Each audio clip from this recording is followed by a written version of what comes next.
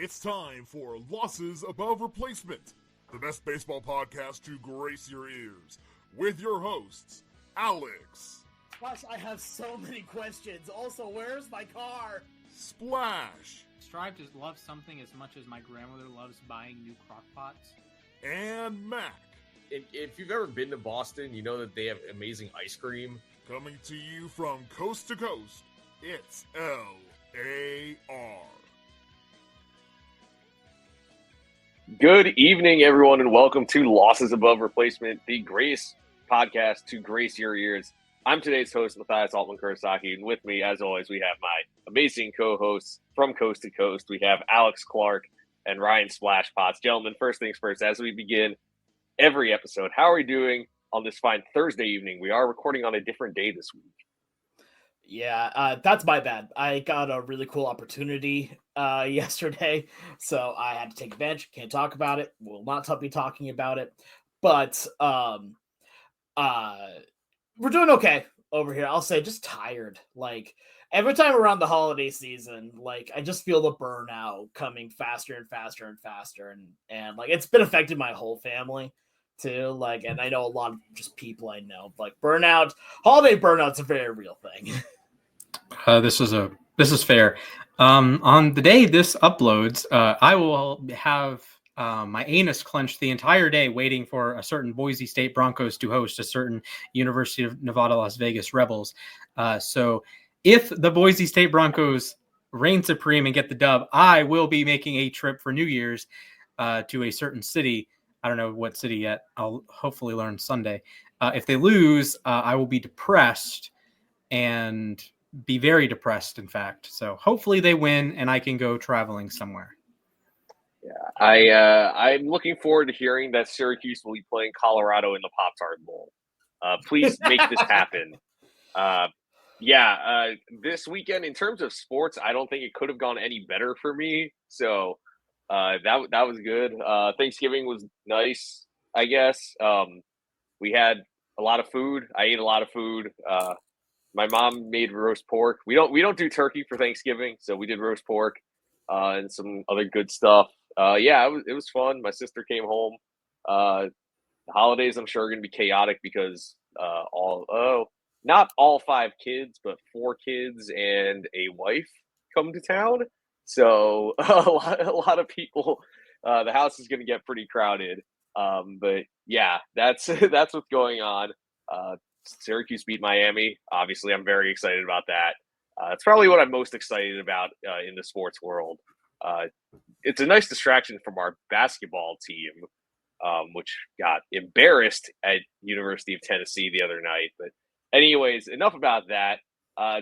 This afternoon, the first domino to fall out of the Mets free agents fell. It was Luis Severino signing with the A's. They're just the A's, not the Sacramento A's, not the Oakland A's, the A's. So Severino got the largest contract in A's history for 3 years at $67 million. Yes, breaking the record by $1 million previously held by current Mets hitting coach Eric Chavez, which, by the way, was over 6 years. So if you want to know how much the A's have spent in recent years, Eric Chavez signed that contract in 2004. For $66 million over 6 years. Severino beats it by $1 million, 3 years, $67 million. I'm sure we all expected the A's to sign a big contract this offseason. Supposedly they were planning on going after Sean Manaea, but they've gone with Severino. So, gentlemen, give me your thoughts. I think this is a pretty hefty payday for Severino, but the pitching market is kind of crazy. What do you guys think about Severino's contract? The best part about this is the previous record holder for largest A's free agency move was Billy Butler in 2015. Oh my God! Whoa. And it more than doubled that, by the way. Breakfast. That was 3 years for $30 million, if memory serves. So yeah, more than doubles that. Congratulations to Luis Severino. This is a really risky move. If you look at what Severino's done in his history, you have the ace years, back-to-back years with the Yankees, Cy Young votes. He was an all-star. And then this past year with the Mets, sub-4 ERA, 180 innings, very good. But then you look under the hood and you notice he's only qualified for the ERA title 3 times. You know, he had has had some injuries in there. He was horrible in 2023 with the Yankees. Had an ERA like around 7 the entire year. And it's just a really risky move, and not a move that I anticipated the Athletics making of all teams. Maybe like a more like if the Mets made this move, I totally understand. He had a sub-3 ERA at Citi Field last year. It was 5 on the road, by the way, but he was great at Citi Field. He's been in New York his entire career. That makes sense for the Mets. It makes sense for the Yankees, although not given his 2023 season. It makes sense for the Dodgers, the Phillies, these, to me, big market teams that you are okay accepting some risk to get some high-end potential, right? Again, he had a sub-3 ERA at home, part of that Citi Field, part of that, there's a lot of factors involved, and that's only half of his starts this year. But the Athletics here, I don't necessarily buy it. I understand the pitching market is inflated. Snell got a huge deal. I can't imagine what Fried and Burns are going to get here in the coming days, but it's a risky move, and not for a franchise that I think makes sense for risky moves, if that makes sense. Yeah, I 100% get what you're saying, and I agree to some points of it. The main thing I want to bring up with this here, like you said, I think this move more so on the free agency market is going to affect guys like Fried and Burns here because of this point. Now we're seeing that these guys that have these high risk like variables to them are getting a pretty solid chunk of change here. Now you're going to have the guys that have less variables to them that are much more consistent. You're going to pay more for consistency. That's just how the league is. And to be fair, honestly, rightly so. What I want to talk about here is that the A's, now a lot of people were surprised that, wait a minute, the A's don't spend money. Why are they spending money now? I'm not surprised at all. They're doing what they said they were going to do, basically. They now are going to be spending money now that they're out of Oakland. Here, that was the big thing that the owner wanted to do. Here is that once more money is going to be coming in when you're going to Vegas, start spending now. Start spending once you're out of the place where they said they weren't making any money, although they were making money. But that's what's going on here. And they wanted to have something to kind of build around a little bit more. Their offensive core, surprisingly pretty all right overall. Like, don't get me wrong, not amazing by any sort. You're not looking at a Dodgers core. But, guys like Brent Rooker, who are emerging really as stars. Guys, like Mason Miller here that can really anchor down the 8th, 9th inning. There's a bunch of these players that are Esteury Ruiz is still one that I think is going to completely blow up pretty soon here too. So really something they did need was a true ace starting pitcher, and they believe they found that in Severino. I'm going to go out on a limb here and say this is not the only big move that the A's are going to make this off-season free agency. Are they getting Soto? Absolutely not. But I do think they are going to be going after and getting some other bigger free agents here as they're making their transition now to Las Vegas for the sole purpose now at this point. The owner knows that, all right, the money's now going to be coming in even more so. I've been holding on to all this cash for so long. Now that I'm out of Oakland, let's start actually building up this team to being what I know I want it to be, to prove that I was right, that moving to Las Vegas is the best thing for the team. No, you just held on to your money until you got what you wanted.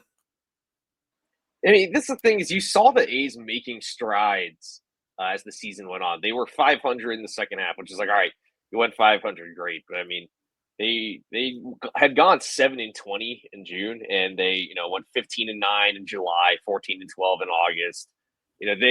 They showed signs that they could be a solid ball club. Mm-hmm. That being said, I did not expecting them taking a swing like this.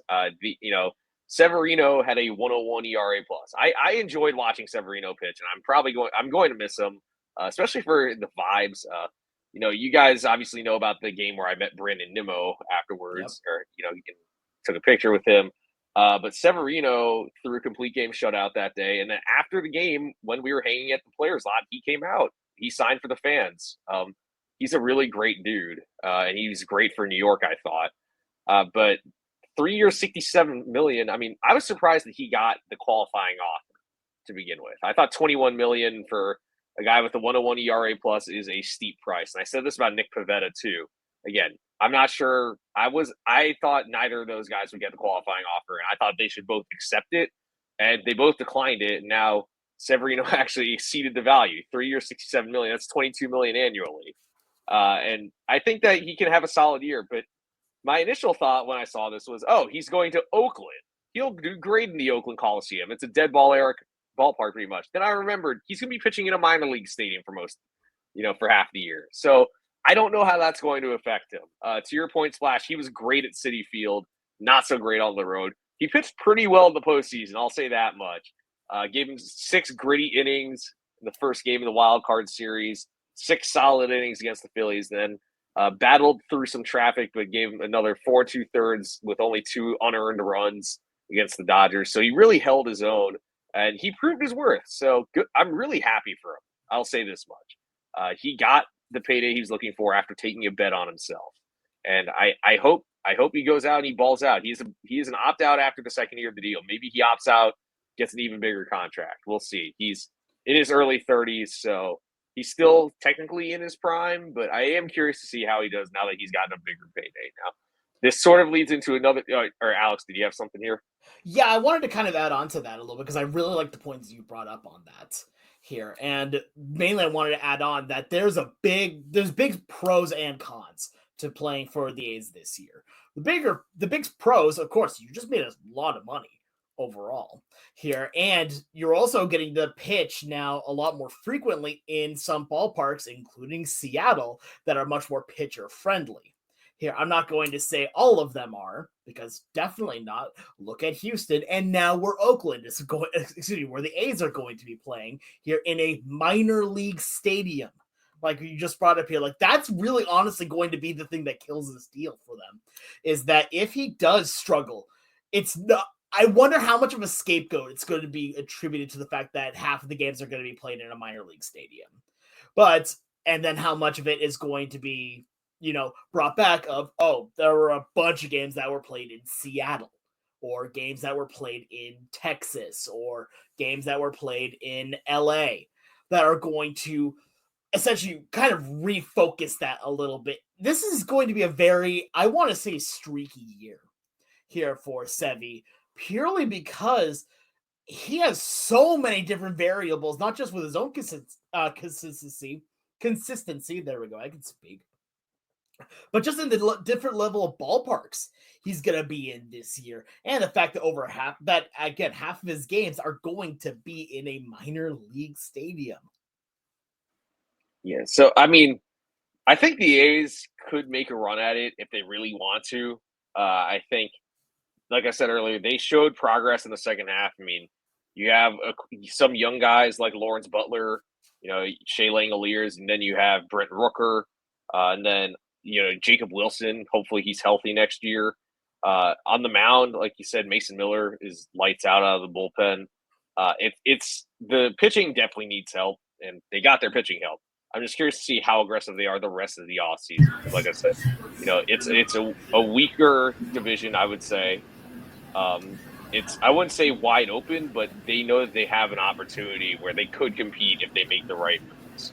But this isn't the only contract that's been signed starting pitching wise in the last week or so. Obviously, we talked about it last week. Blake Snell, $182 million over 5 years with $66 million deferred. Frankie Montas, former A, 2 years, $34 million to the Mets. Matt Boyd, 2 years, $29 million to the Cubs. We're seeing a lot. Oh, and Yusei Kikuchi, who got 3 years and $63 million from the Angels. That one I'm a little pretty confused by. But yeah. What do you think this all says about pitching in the majors right now? Because Matt Boyd made 8 starts last year. He was really good in those 8 starts. He was really good in the postseason, but he made 8 starts and he's getting nearly $15 million annually. Frankie Montas had an ERA well over 4, and I think that Montas is an interesting experiment like Severino was last year. But these are all pretty hefty contracts to guys who are kind of risky. Numbers are kind of questionable.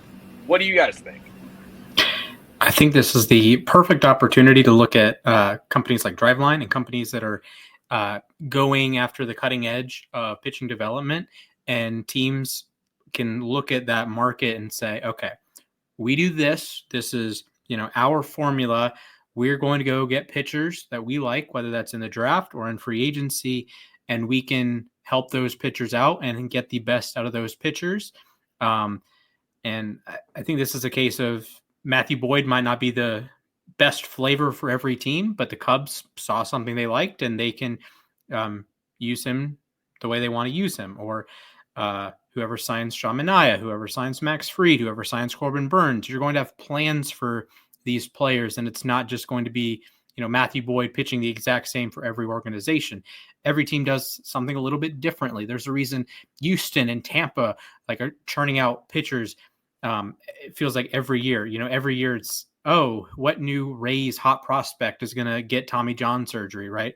What new Astros pitcher is going to inexplicably get outs in the postseason? What new Braves pitcher is going to go from number 14 in the organizational top 30 into being an all-star like Bryce Elder inexplicably?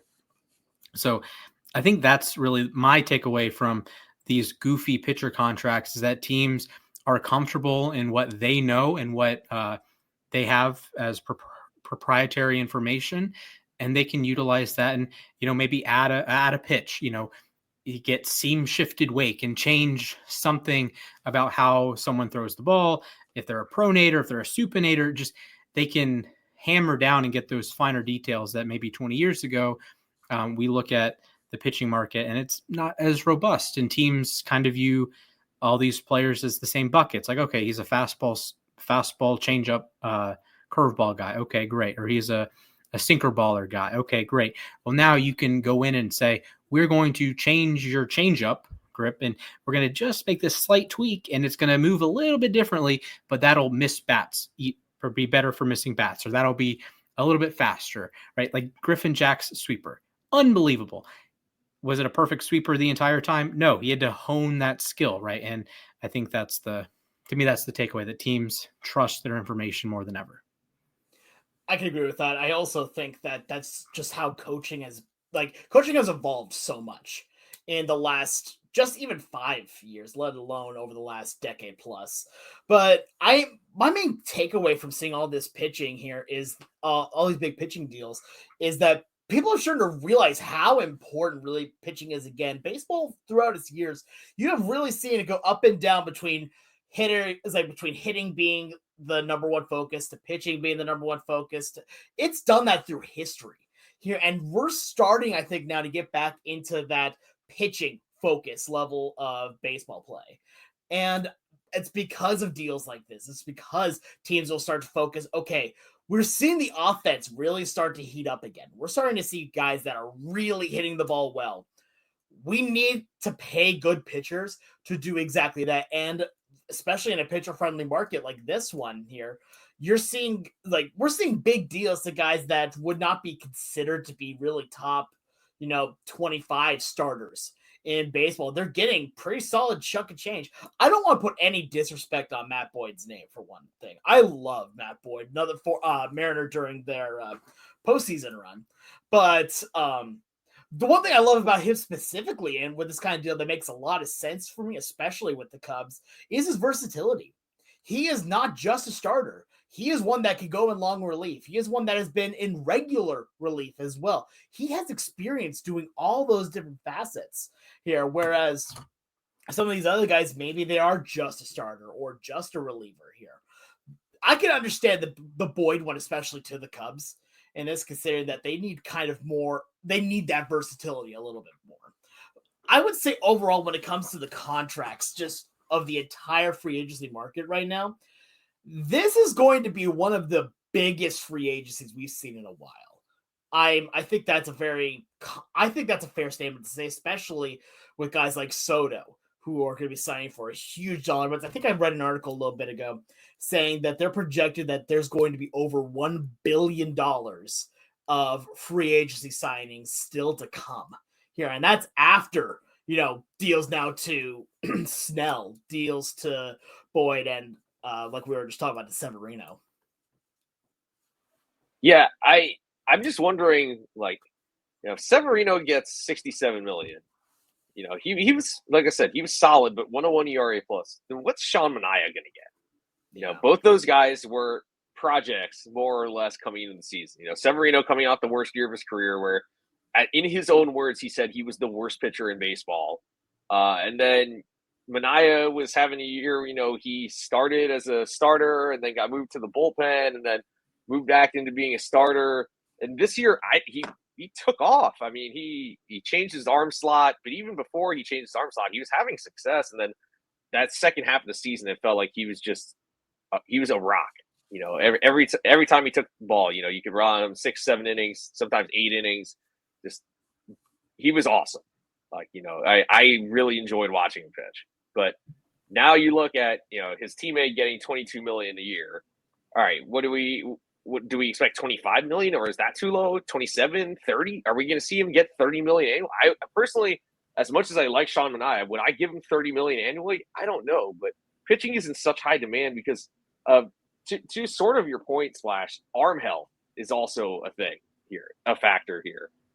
We're seeing more teams go to 6-man rotations. I think that is the future. I think the Mets next year, are going to go to a 6-man rotation. The Dodgers, the Rays, I feel like those are teams that are going to use 6-man rotations because of how fragile pitchers' arms are. So I get why pitching is in high demand. I feel like we've never quite seen it at this level. Last year, we thought Severino getting $14 million was a lot.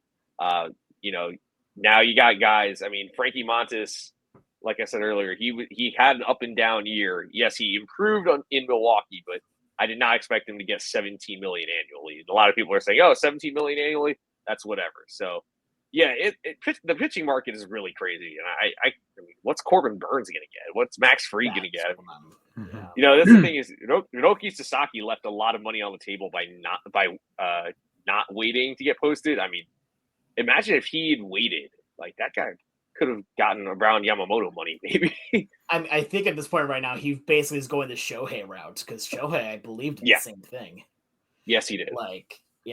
One thing I do want to kind of bring up here when it comes to the pitching staff, I think, the pitching deals overall, baseball's really starting to see not just how important starting pitching staffs are, but how important and how deep of a run you can make when you have that kind of pitching.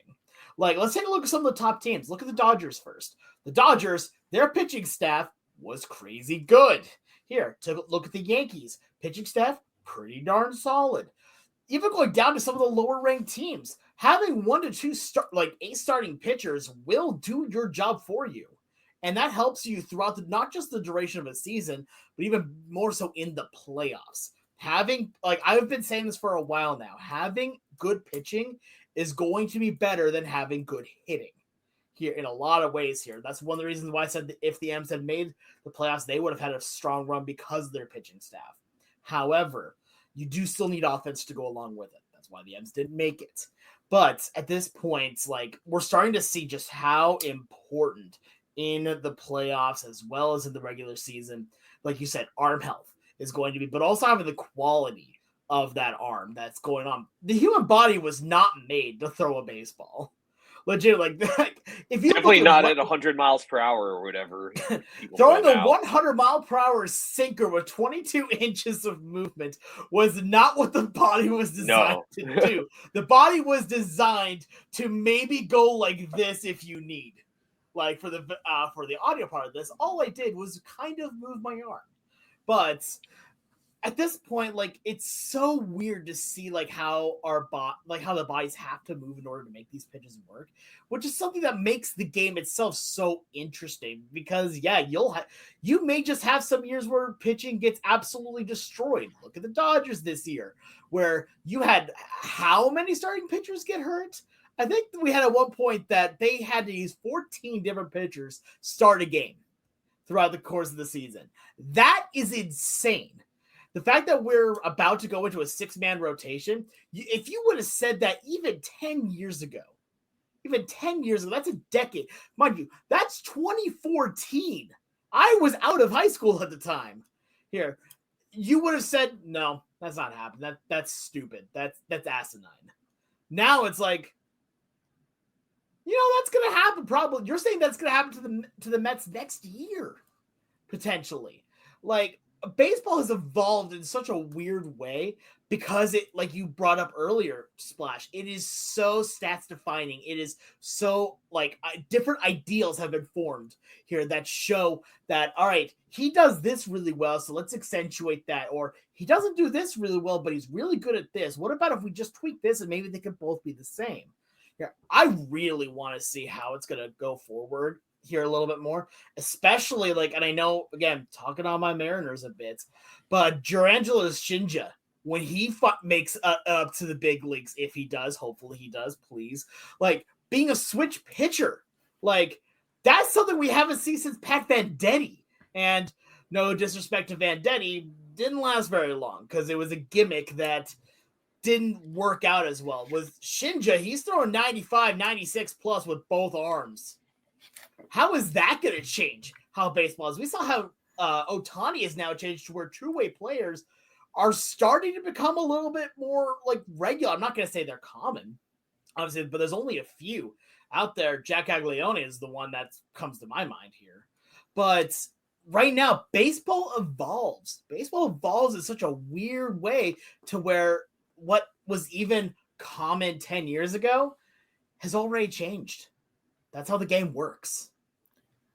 So I'm going to speak to that. I do have one quick point. You can never have enough pitching. Agreed, you saw that with the Dodgers 100%. last year. They had an entire an entire rotation of IL starters, right? We saw the Yankees lost Garrett Cole. They were fine. You know, Spencer Strider made 2 starts. The Braves had the best rotation in the National League for the most part. It's just funny how these things work out sometimes. But while you were talking, Alex, I have a bit of an idea. Teams are moving to 6-man rotations. Yeah. Some of that is because Japanese starters are coming over and they are used to starting once a week. What if Major League Baseball, some teams adopt a similar strategy and you have a Sunday starter or you have a Wednesday starter? You do this in college. What about a Friday starter? And you hype up, you have, like, I'll use the Braves as an example. Freed Fridays, although Freed's not going to pitch again for the Braves, but say Freed Fridays. Every Friday, he's the pitcher, right? Or every Saturday, Strider Saturday, just as an example, or Schwellenbach Sunday, whatever it may be. You get your 6-man rotation. You have a long man. In the Braves case, Grant Holmes would be an example. So sometimes you play 7 games in a week. Sometimes you play 5 games. So you might not use every starter. So you'd have, in theory, 5 starters, Tuesday, Wednesday, Friday, Saturday, Sunday.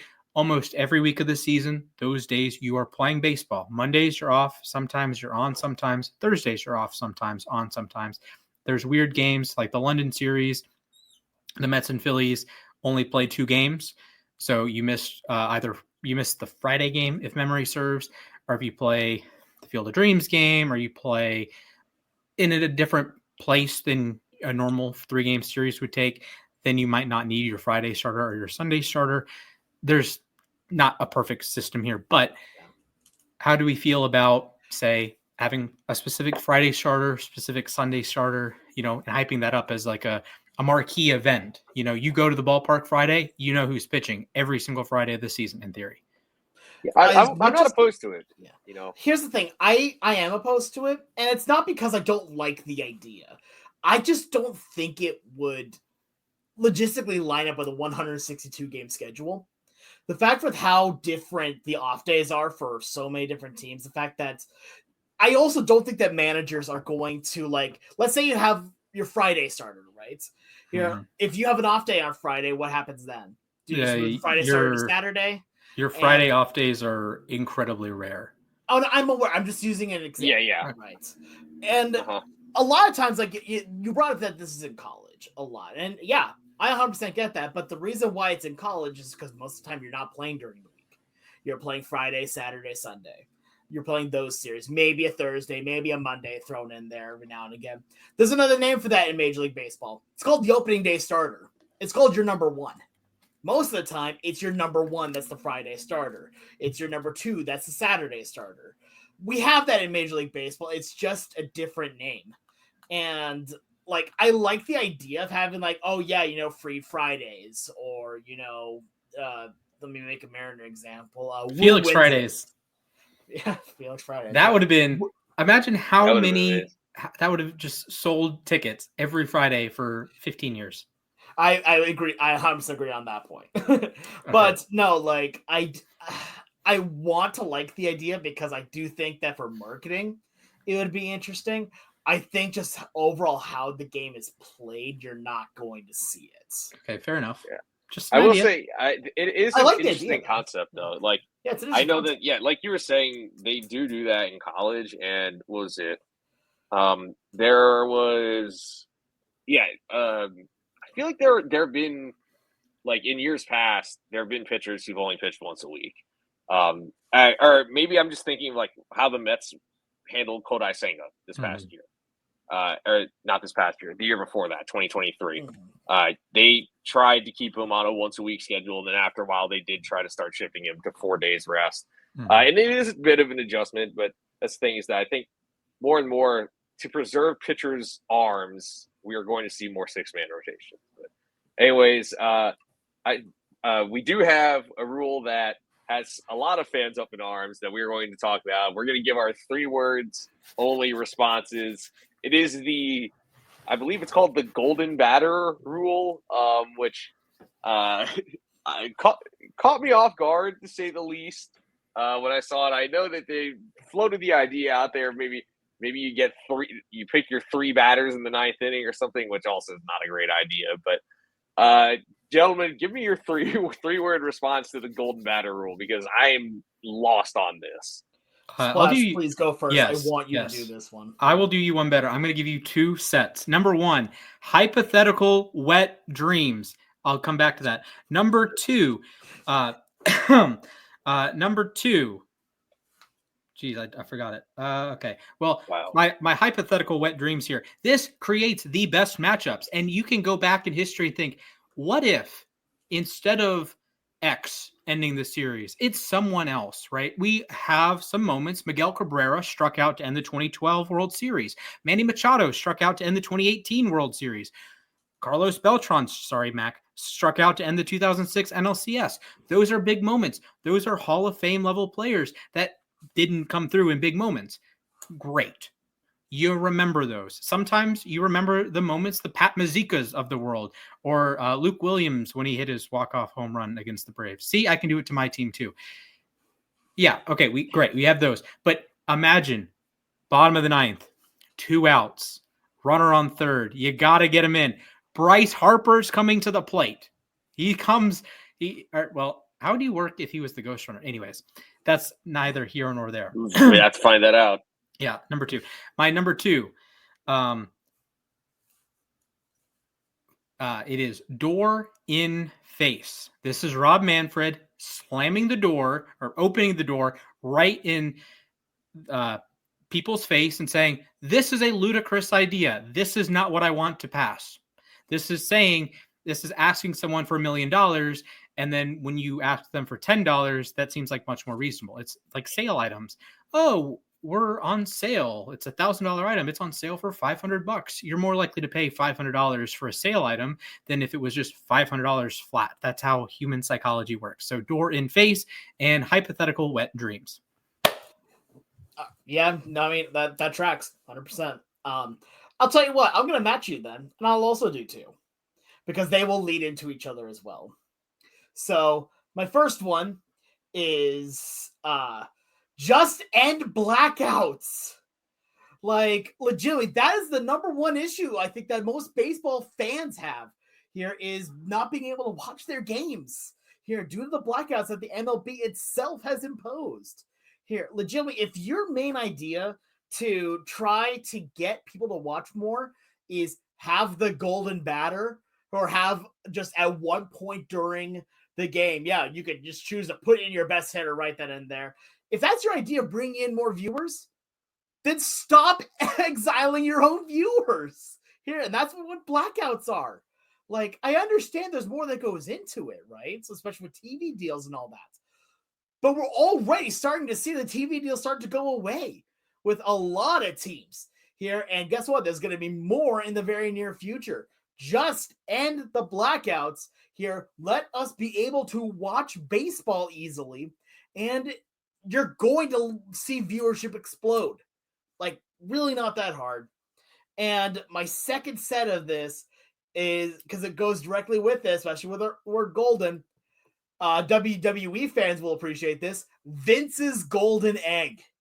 I made a joke about this while we're doing our little pre-show talk with this, that in the WWE, when there was a lot of accusations going around with one Vincent Kennedy McMahon Jr., he brought in on his grand coming back to WWE, him just holding a golden egg and everyone going ballistic over it like it was this golden artifact here that meant that everything was good, everything was going to be fine here. And it meant nothing. It led to nothing. Then it gave no explanation of it, just that, he was more powerful because he had it. Like, this feels in a similar vein. This really does that. Oh, we have all these other issues. Nah, the golden egg, it matters here. Or in Rob Manfred's case, oh, we have all these other issues going on with baseball. The golden at bat. Watch and cherish it as it completely changes everything. And yet it's not going to change much. It's not going to happen more than likely because it's just such a ludicrous idea. Both of those ideas, the golden egg and the golden at bat, are just ludicrous ideas that legitimately could pay off in some way, but there's so many other issues that are piled on top of it to where it's really just being, it's putting the Band-Aid on a gangrenous wound, to borrow a phrase from U-Tree. Sort of to piggyback off what you've been saying, my 3 words are, what are we doing? Seriously, what are we doing here? That's formative. That's formative. No, what are with an apostrophe? There you go. Apostrophe. You very clearly did go what are, so no water. No, I did not. Water is a drink, pal. Water. My friends in Philly or in South Jersey say water. You have friends in Philly? I have a couple of my college friends live in Philly because our school is closer there. Anyway, beyond the point, but seriously, like, I don't understand why this is happening. Why was this even brought up as a potential rule? I saw some pitchers were making the point, and just in general, former players. But say you have the bases loaded, you get to you're facing Shohei Ohtani, and you strike him out. But wait, all of a sudden the Dodgers get to send Shohei Ohtani back up to the plate for some reason. I get that.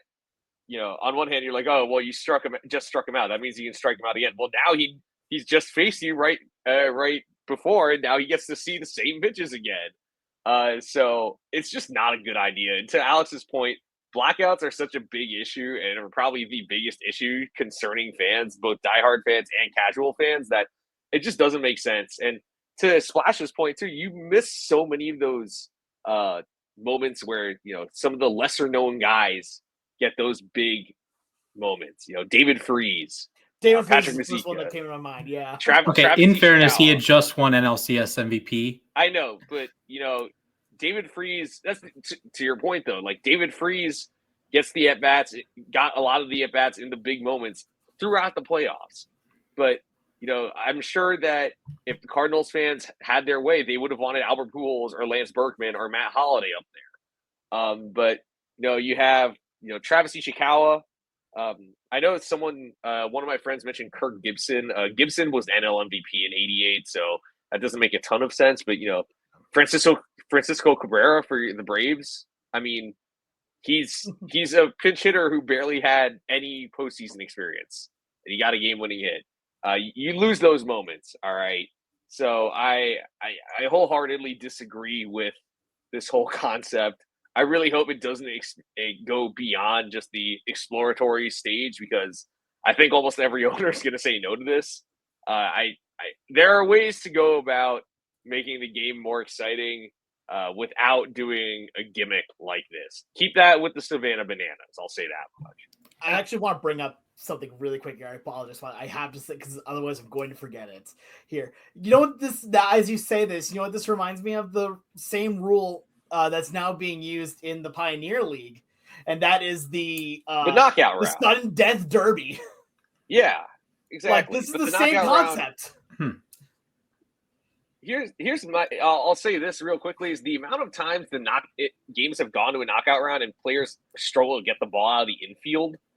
Like I said, there are ways to go about making the game more exciting without doing gimmicks. And I think that, and trust me, I'm not a fan of the extra inning ghost runner either.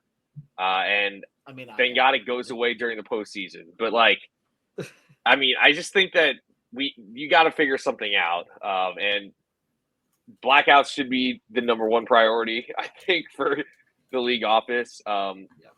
Figuring out a way to combat a lockout, because the new CBA, when it comes up, there's a chance of another lockout. There are just greater concerns on my mind and on all fans' minds than doing some weird golden at bat rule. Splash, you were going to say something. Go ahead. Yes. So one, I want this to be implemented in video games, not in real life, but in video games. Yes. Put this in MLB The Show. Yes. Yeah, MLB The Show in or video something. games. And I think it would be fun to have who would be the general golden batter for each team. Of course, if you're like the Yankees and had Soto and Judge, I would just Judge versus lefties, Soto versus righties. Yep. Makes sense to me. Maybe some teams, this is an archaic way of thinking, but maybe it's just who has the most hits that day.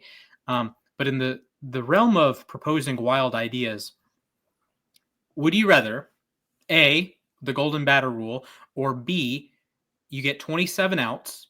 Each player is allocated 3 outs. As soon as you make the third out, you can't hit anymore. But if you keep hitting, you can keep going. You get more at bats. Would you rather have that A or would B? be really complicated really quickly? Yeah. That would be tough. How would it get complicated? You just keep going with the batting order. I don't think I understand your concept. Okay, so Houston Astros, Jose Altuve is batting leadoff. If Altuve makes 3 outs, he's still number 1 in the batting order, but he gets skipped over. I'm sort of following what you're saying. Okay. I think I have an idea, okay. but once they make the third out, they can't bat anymore. Correct. They're third out. So if you go 0 for 3 with 3 strikeouts, you don't bat again. But your team bats until you get the cumulative 27 outs. But you do 3 outs per inning like normal. I mean, I wouldn't want either of those rules, if I'm being honest. Well, that's the point. Yeah, I mean, I guess I would choose the golden bat. I guess I would too.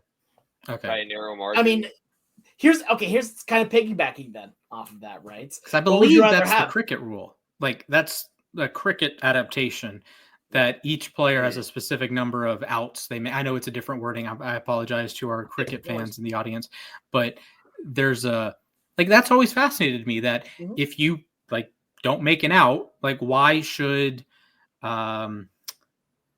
Johnny Damon had the game that he had 3 hits in an inning. Why should the inning end? Johnny Damon had 3 hits. Well, he should keep batting. I don't know. Maybe. So I'll pick it back then off of that for another kind of example of what would you rather have, hypothetically, if you had to have one, between the golden at bat or the knockout round extra inning derby. Okay. Truthfully, I'm not familiar with the knockout round extra. Basically, what the knockout round is, instead of extra innings, what they do is each team picks a player and you get 2 minutes or 5 outs to hit as many homers as possible. And then if it remains tied, you do it again with different players, so on and so forth until one team outscores the other. I would rather have the golden batter rule, I think. I'd go with that. I think having a home run derby to decide a game would kind of be, it would be like if you had NFL kickers have a kickoff to determine who wins NFL games. I know they do that in soccer. I get it in hockey. I was going to say, it's kind of like soccer. You have shootouts. Yeah. Who would be pitching though? It's whoever. Yeah. You can have, a coach, you can have a player. You could have a freaking. I didn't know if it was like a competitive. Okay. I didn't know if it was like a competitive thing or if you would just have your own, No, you have your own. If you signed Bryce Harper's dad to throw in BP for that, for example. I mean, you could do that. You Yeah. could legitimately just make Okay. a position to do exactly that. Fair enough. Yeah. I mean, I think my answer is, to be fair, I'd honestly go with the knockout round. Just if anything, like, yes, it's stupid, but at the same time, you could also just, like, you could create a job for a player, like sign a player like, you know, a Brett Joey Phillips? Gallo. Yeah, or someone that is their job is to hit home runs in a derby format. Oh, Pete Alonso would then get the first $2 billion contract by just being the guy that would never lose a knockout round. Hey, Shohei Ohtani would be a 3-way player? Dude, yes, that'd be great. Exactly, yeah.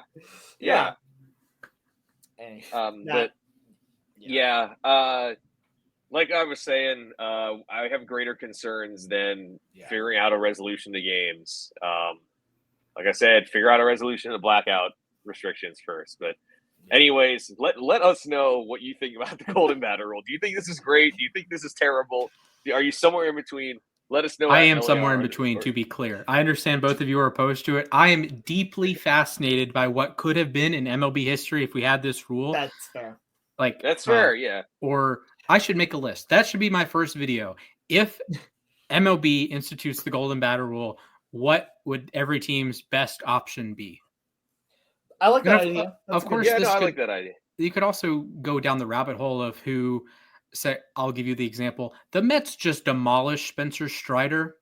So if Strider's on the mound, the Strider's on the mound, maybe you would choose someone different, or maybe you have like personal ownership, but not ownership in the way of like a player has like a small sample, but owns a guy, hits a couple home runs, like Jay Bruce against Clayton Kershaw.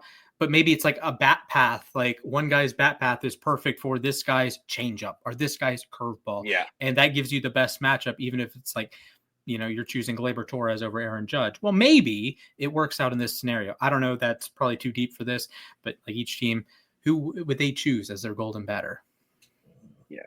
Well, let us know at LAR_baseball on Twitter. I'm sure you guys have a number of opinions on this, but anyways, it is time for everyone's favorite segment, which is trivia. And today I'm in charge of that. So we are about to reach winter meetings, and a lot of crazy things happen around this time of year, big contracts. So today we are doing trivia based on mega contracts. Oh, God. So I have 9 big contracts that have been signed, and we're going to do this. Jolly Olive does something like this for John Boy Media, where the first clue, if you guess it on that, you get 5 points, 4 points, 3 points, etc., down to 1. I have 5 clues written for each one. We are going to do this. So we're going to do this one by one. Like, you know, if Alex goes first, only Alex can buzz in. That being said, if he doesn't get it by number 1, or by the 1 point, like if I read all 5 clues and he doesn't get it, Splash, you do get a chance to steal. Okay. And I have. Is there a penalty for giving a wrong answer on an earlier clue? No, there is not. Okay. So I'm just gonna I can keep giving an answer. Okay. Yeah. Like I said, you don't have to answer immediately on the 5. You can answer when you're comfortable answering. So does that sound good? Yes. Yep, it's fine. Works for me. Any questions before we go? So just confirming, like on question 5. So on the first one, you get for 5 points, you give the first clue. I say a name and it's wrong. I can still keep going in that one. Yes, you can still keep going. Okay. So yeah, no penalty for a wrong answer. Correct. You can't lose points. All right. How we're gonna just all right. I need you guys both to pick a number between 1 and 25. Alex, you go first. 24. 23. Nice. Oh, here's the thing, Splash. I stopped doing that joke, that bit, because you guys were actually getting mad at me. I'm sorry. I understand how statistics works. Oh, no, I'm sorry. I understand that one number is closer to another number. Oh, no. Well, Splash was closer. The correct answer was 14. Yeah, bow down. Dang! What you should have done is switched it to 25 at the last minute. That would have been funny. Please, if you had done, I would have laughed so hard. In fairness, I was going to choose 13 if I had gone first. That's fair. No, that's fair. All right. Well, Splash, do you want to receive or defer? I would like to receive the kickoff. All right. You want the ball, and we're gonna score. Word to Alex's Seahawks. Yep. All right. So clue number one for. You want the wind? Yeah. Clue number one for you, Splash. The 5-point clue. Sure. This player signed his mega contract shortly before the 2012 season. I'm going to go with Albert Pujols. Incorrect. Okay. Let's move on to the 40-point question. He hit at least 30 homers in all 5 seasons leading up to his signing, hitting at least 40 homers twice. Okay. So 07 to 11, Big Bopper. Prince Fielder. Big Bopper. Prince Fielder. That is correct. Yeah. Prince Fielder. You are on the board. I was going to say he also from 2009 to 2013 missed only 1 game, which it is a shame that his career ended so early because he was the model of durability. He was such a fun player to watch. Yeah. I loved Prince Fielder. Also, 2 inside the park home runs. Yeah, exactly. My favorite Prince Fielder moment still for all time will be in Detroit. Him running for a foul ball at first base, doesn't get it, but then takes a fan's nacho. Steals the popcorn. The best is the walk-off homer that in Milwaukee when he jumps on the plate and everyone. That was beautiful. That's my Prince Fielder moment. That's fair. All right. So you're up 4 with 4. 4 early points. That's good. All right. Alex, your 5-point clue. This player was drafted 4th overall out of Georgia Tech and debuted the same season he was drafted. Remember that you don't have to put in a guess here. I mean, I might as well put in a guess. The guys that have made a lot of. I'm gonna say, was it Strasburg? Is Strasburg an answer here? Oh, answer Strasburg. No. Okay. Strasburg went to San Diego State. All right, next one. He signed his mega contract in December of 1998.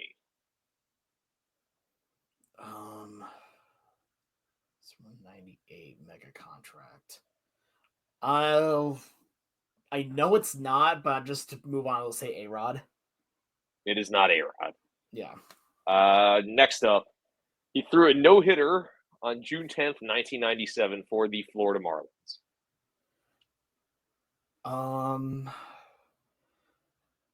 So pitcher, I'm going to go AJ Burnett.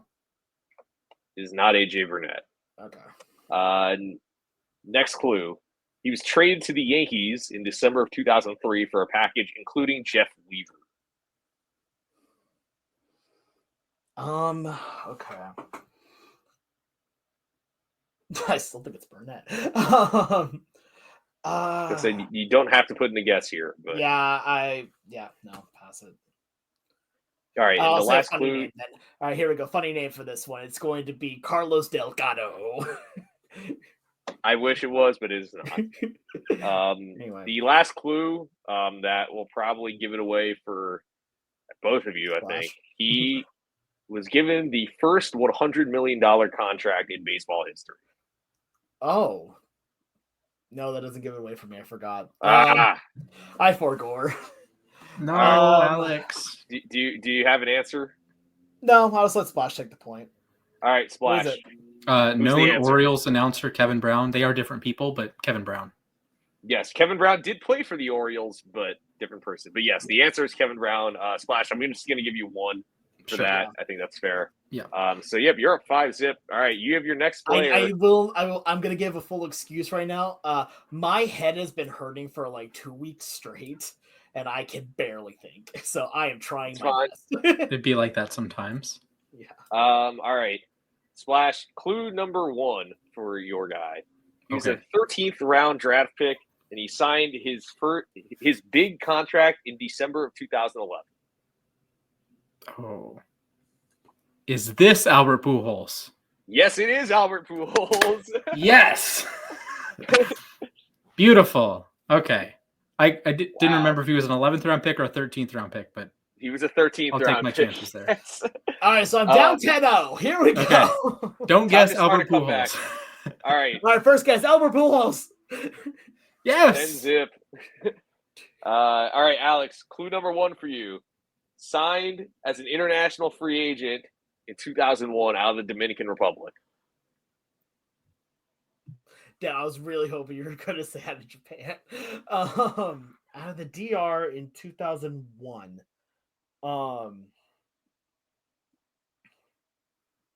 Miguel Cabrera? No, Miguel Cabrera is from Venezuela. Okay. All right, the next clue. He batted over 300 in 8 of his first 9 big league seasons.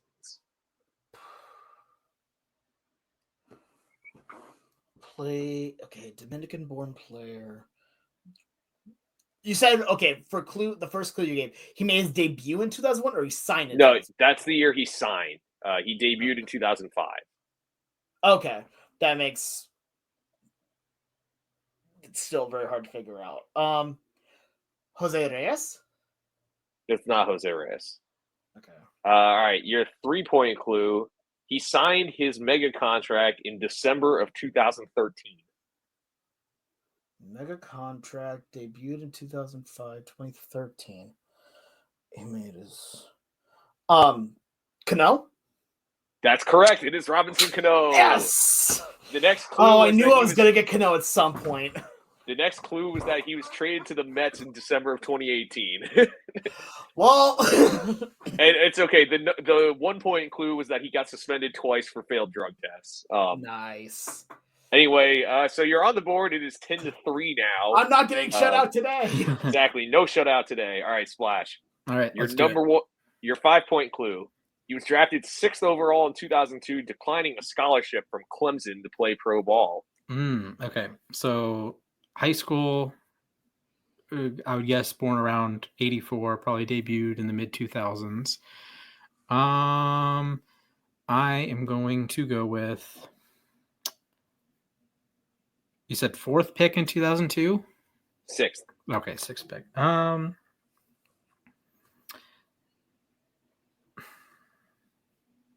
I'm going to go with CJ Wilson. It is not CJ Wilson. Okay. All right, your 4-point question. He opted out of the remaining 3 years and $71 million of his previous contract to sign his record-setting deal in December of 2015. Okay.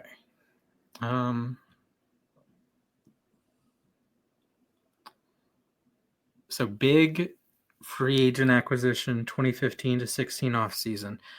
I'm going to go with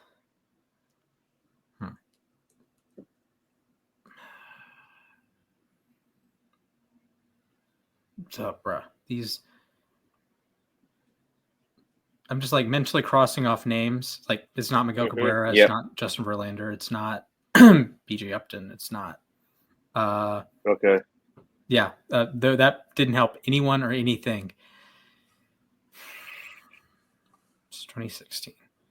I'm gonna just Troy Tulowitzki. Move it on. It is not Troy Tulowitzki. Let's move on. Your 3-point clue. He's a 6-time Gold Glover and also a 2-time Silver Slugger. Okay.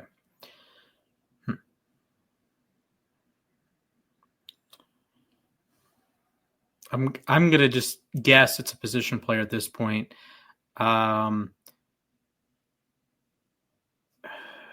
Next clue. He pitched. Yeah, of course it's gonna be that. Okay, let's keep it rolling. Russell Martin. Okay, well, it's not Russell Martin, obviously. The 4-point clue.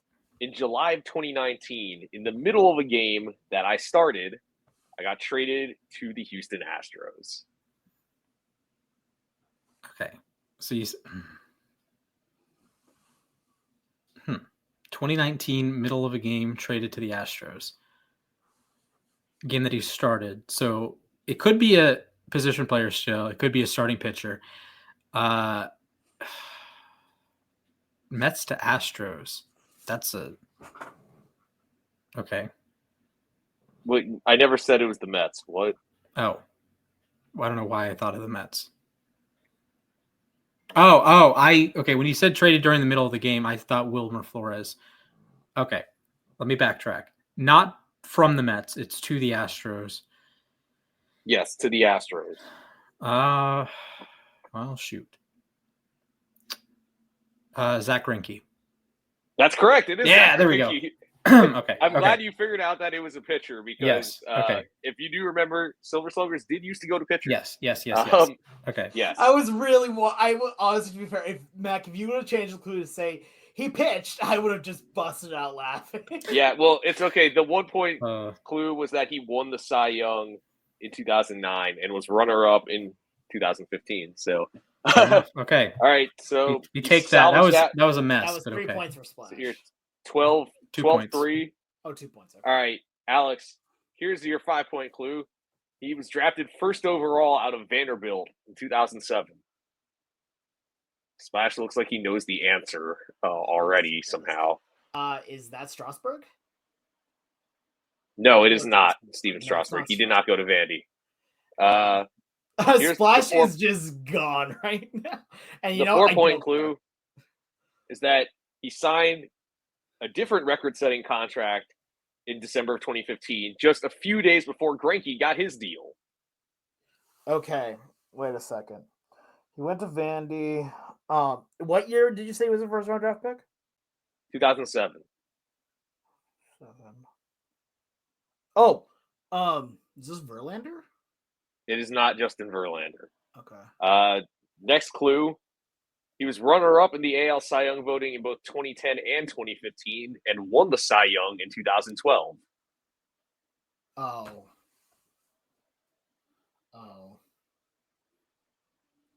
Wait, no.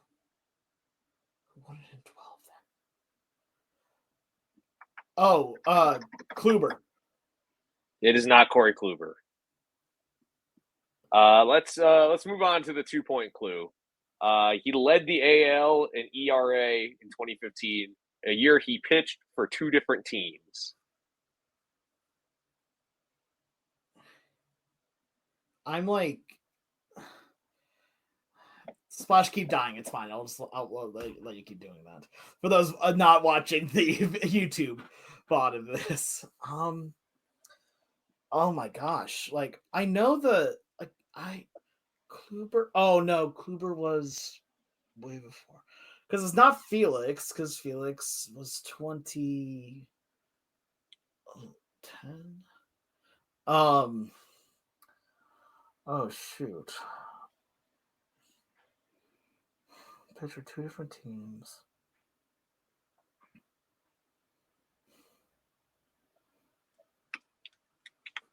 Randy Johnson, I don't know. No, it's definitely not Randy Johnson. All right, here's the 1-point clue, and hopefully this gives it away. He was traded alongside Mookie Betts to the Dodgers in February of 2020.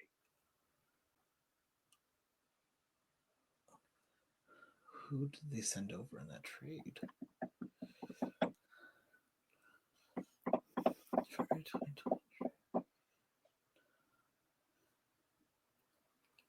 Well, it didn't give it away. I'll give you that much. I'm trying to remember that trade. Besides just Mookie Betts to Dodgers. He was traded because of his contract. Tell you that much. You don't say. In 2020, he was traded. Yes. To the Dodgers from the Red Correct. Sox. Mm-hmm.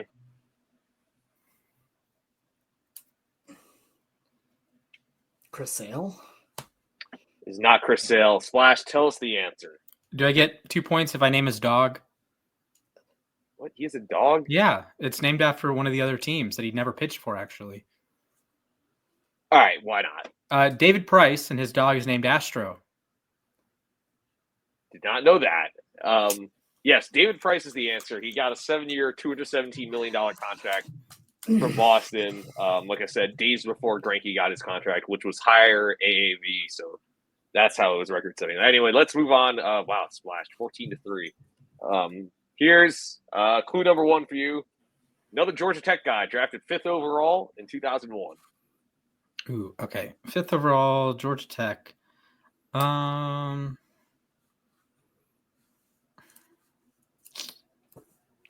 I know Posey went to Georgia Tech. I know he wasn't drafted in one. Buster Posey. Buster Posey went to FSU. So So I'm thinking of Joey Bart. My bad. Yeah, Joey Bart went to Tech. Yes. Okay. All He right, hasn't here's gotten a the mega four- deal yet. Here's the 4-point question. He signed this contract in January of 2009 after putting up a career high 7.8 Baseball Reference WAR in 2008. 2008. Great year for baseball video gaming. Yes, a fabulous year for baseball video gaming. So I believe that'd be a National League player because Marquez led the American League in WAR that year, and I don't believe he had 7.8. So National Leaguer in all likelihood. I guess it could be CC Sabathia.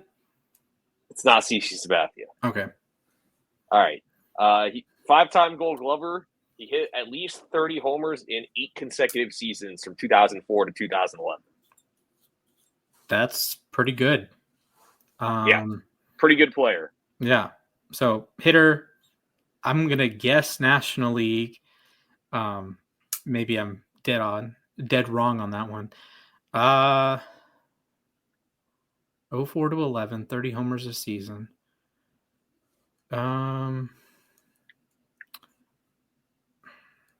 Is it Chase Utley? It is not Chase Utley. Okay. The next clue is that he tied for the American League lead in home runs and led outright in RBIs in 2009. Okay.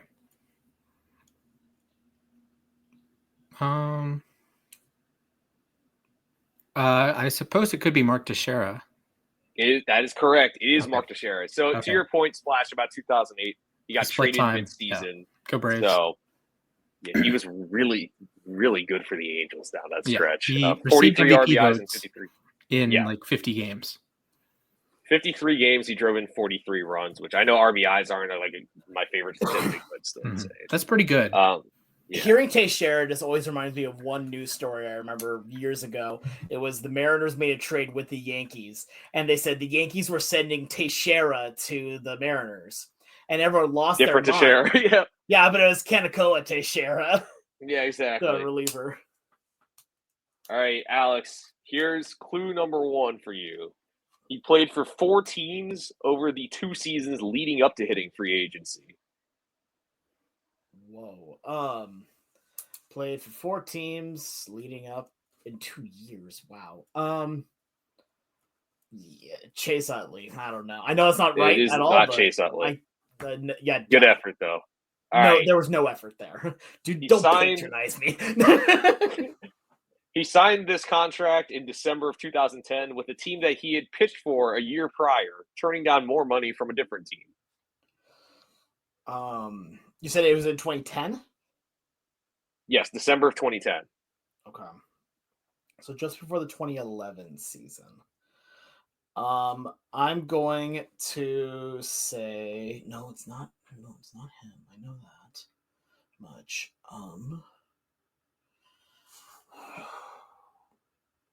Pass. All right, next clue. He threw 2 complete games in the 2009 postseason, including one in Game 1 of the World Series. Is that CC Sabathia?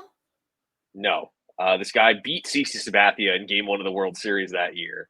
Okay, so Splash knows here's who it is immediately. The next clue is that he threw a complete game in the decisive Game 5 of the 2010 ALDS for the team that he got traded to.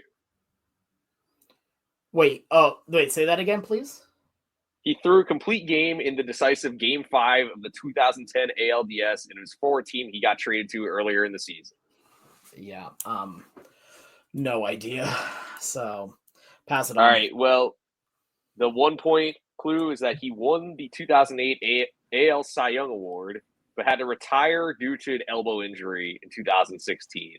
To help you out here, he also had a pretty signature moment in that World Series Game 1 in 2009 where he casually caught a pop-up on the mound. It's a pretty famous highlight. I don't know the highlight you're talking about. It's a thing. So, it's 2009.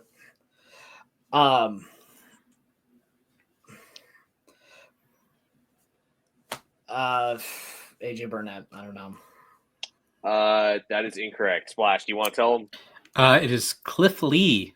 Mariners legend. It is Cliff Lee. Yeah, Mariners half-season legend. Yeah. Yeah, I should have thrown that in there that the Mariners traded him at one point in his career for Justin Smoke. I was about to say, yeah, that's the best. You want to talk about lopsided trades? Yep. That's one of them. One of the trades of all time. One of the trades of all time. Splash, I know that you have wrapped up the W, but I'm going to give you your last player here. All right. Let's go. All right, this player was drafted in the 7th round in 1998, bypassing college football opportunities to play baseball. I love the twang there you put on that. Todd Helton. It's not Todd Helton. 4-point clue, signed the contract in January of 2010. For the summer, he'd been traded to the prior – For the team he'd been traded to the prior summer. Okay, so prior beating 2009 or 2008? 2009. Okay, so 2009 trade.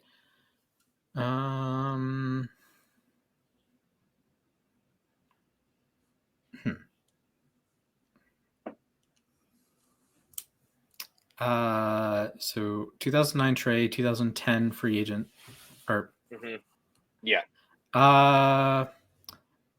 Just keep it rolling. Adrian Beltre, not the answer, but not let's Adrian keep Beltre. it rolling. All right. 3-point clue: he led the NL in hits, doubles, and RBIs and batting average in 2007. 2007. That would be Matt Holliday. That is Matt Holliday. I do not want to say he's a son named Jackson that plays in the majors right now, and he still has not touched home plate. Anyway. Yeah, that one might trigger the Rockies fans out there. Yeah, I know, and Padres fans simultaneously. Yeah, anyways, just a little bit. Also, famously in last week's trivia episode, and played more games with the Cardinals than the Rockies. Yes. So sorry to dunk on you, Colorado. Congrats, Splash. I did give a shout out to Todd Helton, so yes, think of that. I know. And Troy Tulowitzki. Yeah. But yeah, good work today, gentlemen. By the way, I just realized. So if that one was for Splash, then was there just not a last one then for? Since he received, there was a tie. There was a tiebreaker. Oh, that was the tiebreaker. Okay. There was a tiebreaker after. We're running short on time, so I'm going to save you guys for that. But anyway, we're going to end this show the way we end every show, which is with the moment to ourselves, 60 seconds or so to talk about whatever the hell you want to. Splash has his hand up, so I'm going to go to you first. All right. Yes. Your time starts in 3, 2, 1, go. Hello, friends. I am actually Woodrow Wilson in the flesh, living and breathing. I mentioned this because October and November were probably the 2 worst months of my life. So December 1st rolls around, also a crappy day. The Ravens lost. It's a great start. Then overnight at work, I'm like, okay, we are going to fix this. We are going to go turn the ship around, if you will. So I made 14 goals for myself. These are part self-help, part self-improvement, part future planning. So I've made 14 goals. I have my accountability partners that I text every day when I hit that goal. I send, for example, shout out to, I have 2 friends named Carrie, but the one with an E. Shout out to Carrie with an E. When I read a chapter of a book, I text her, hey, I read a chapter of a book today. That's one of my 14 points. So then when I get all 14 done, I text a different friend, and we are 3 for 3 so far, and I'm almost done with today's tasks. So set goals for yourself. Make sure they are achievable, not way so far out there. Like, I'm going to win the World Series with the Braves this year. Like, okay, let's be realistic here. It's going to be the Rockies, but also make the goals something you have to work for, something you have to try to do. So find that happy balance and make goals for yourself. And I'm a big believer in goal setting. Yeah. As a coach and an athlete, I'm a big believer in goals. Mm-hmm. So I appreciate that. All right, Alex, you want to go? Yeah, sure. I'll go. All right. Your time starts in 3, 2, 1, go. All right. I'm going to borrow a phrase that I've said multiple times before, and that is, I love professional wrestling. I'm wearing my new CM Punk shirt on that, but also you can see I'm a CM Punk truther, as we show in the YouTube VOD. But I got to go to Monday Night Raw on Monday, and that is the famous one where Kofi and Xavier Woods turned heel against Big E, but I just want to say that show was amazing to watch from beginning to end. Getting to finally see CM Punk talk in person was incredible. Getting to see that heel turn, I still feel chills about it.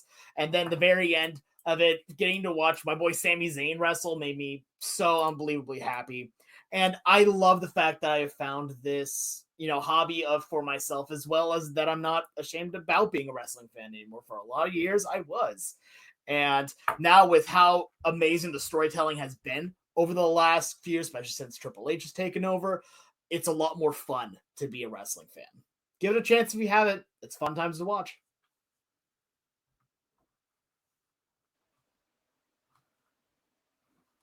Yeah, I mean, I'm glad that you're not ashamed about it. Also, because I know I had to people hide might it be. for a good while. Again, like a lot of times you look at the storylines and people say like the Attitude Era was the best. No, it was not. It is aged like heated milk. So that's probably a hot take that if wrestling fans hear this, they will kill me for. But it also depends on how much you heat the milk. Like if you just like put it in the microwave for like 30 seconds, that's like good before you go to bed. But if you put it in for like a year, then we'd I was about to say, no, problems. take the milk, go into San Diego, pour it on a frying pan, and put it on the sidewalk. That's how much milk is going to age. Okay. Sure. All right. Can to quote one Anchorman scene, just go, it's so dang hot. Milk was a bad choice. Milk was a bad choice today. All right. Can one of you count me down, I'll please? count you down, mate. All right. Thank you. Your time begins in 3, 2, 1, go. Yeah, I just need to talk a little more about Syracuse football for a second.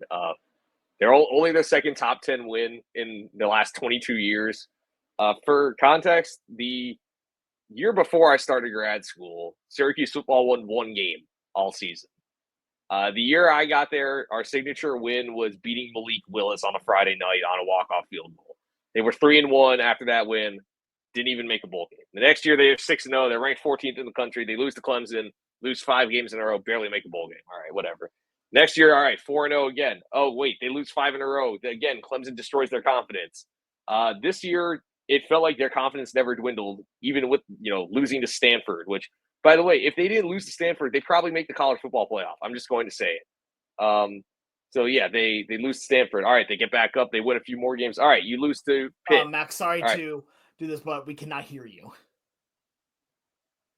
I can hear you fine. That's bizarre. But, all right. Anyways, where was I? We lost to Pitt. Yeah, I still cannot. Yeah, they lost to Pitt. They lost to Pitt. Oh, can Mac? Can you hear Splash? Oh, that's me. I'm fucking stupid. My earbud apparently died for some reason, and my earbuds died even though they were at full battery. So that's fun. Oops. So, but like I was saying, legit didn't even give me an update saying, "Oh yeah, that's your battery's weird, yeah. dead." I'm like, no, it isn't. But I'm sorry. like I was saying, this group has a lot to be proud of. I hope they're in the Pop-Tart Bowl. I'm looking forward to it. So it was a great season. It's a fun time to be a Syracuse football fan. Like I said earlier, it's a great distraction for the basketball team. So go Orange. Good job, everybody. So that was our – yep. Also, one of our teams hopefully will be in the college football playoff. Hopefully we'll have a first-round bye, and hopefully I will be there. That would be so cool. But anyways, unless Arizona State hops us, which then I will boycott. Well, we'll see. I don't know about that. The bracket comes out. Sunday? I believe it's at the end of this week. Yep, on Sunday. Noon, right? So I'm sure we'll be hooked into that. Boise State, please beat UNLV. Just make my life so much easier. I don't have to buy anyone Christmas presents, just myself. That would make my life so much better. With all due respect to my friends, much love. I want to buy a Christmas present for me. I can get you presents in January. Anyways, that's our show for today. Thank you all for listening. If you want to tell us, I don't know, maybe you like the Golden Batter Rule or something, tell us at LAR_baseball on Twitter. Follow all of us. Follow Alex at the Sports Guy 242. Follow Splash at Mr. Splashman19. Follow me at Mathias _A_K. Make sure to leave us a 5-star review on Spotify and Apple Podcasts or wherever you're listening. If you're on YouTube, make sure to subscribe, hit that like button. But anyways, for all of us at LAR, thank you all for listening. Stay safe and hope to see you all real soon. Thank you.